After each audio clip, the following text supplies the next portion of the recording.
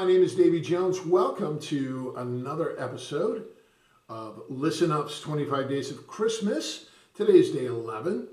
We're talking about Trinity's love in the womb. I've done 10 videos prior to this one. We have 14 more to go. It's going to take us all the way up to Christmas. Can you believe Christmas is in just 2 weeks?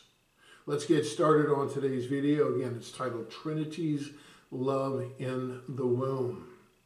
This is my beloved Son in whom I am well pleased, said the Father, regarding his Son at Christ's baptism. And as far as we know, Jesus, up to this time, hadn't performed any miracles yet. He hadn't preached the greatest sermon of all time, as he would later on the Mount.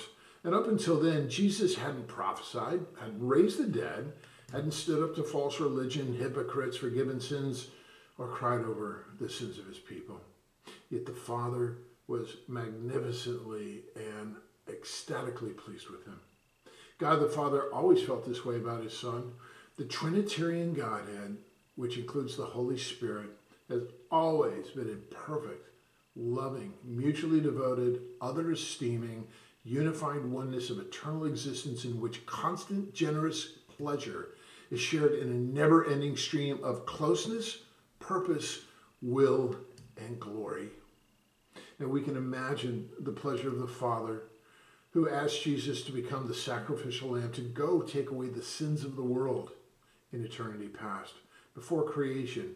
And the instant acceptance of this request by Jesus and how the Godhead devised the only possible plan because of their foreknowledge that men would sin and need rescue. The Father was pleased with him. But it wasn't just for his pure obedience that Jesus eagerly and joyfully accepted this command. No.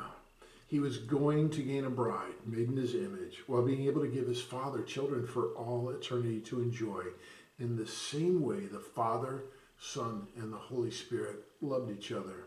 Remarkable. Almost too hard to even begin to comprehend. Because frankly, we can't, but we get to experience it soon enough. As Jesus said in John 17 in his high priestly prayer to the Father on the night of his arrest, quote, "The glory which you have given me, I also have given to them, so that they may be one. Just as we are one, I and them and you and me, that they may be perfected in unity, so that the love which you have loved me may be in them and I in them." End quote. I'm going to read that last part again because it is absolutely astonishing.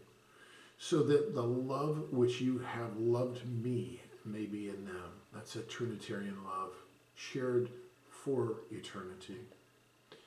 Now, as Jesus left his glory, knowing he would take it back up again, and was placed in Mary's delicate young womb to become the Christ, no doubt the Father looked over his Son carefully, joyfully, and quite possibly told Jesus as he knit him in Mary's womb, "You are my Son, in whom I am well pleased." Thank you again for joining me on this wonderful journey. I look forward to seeing you tomorrow. God bless you.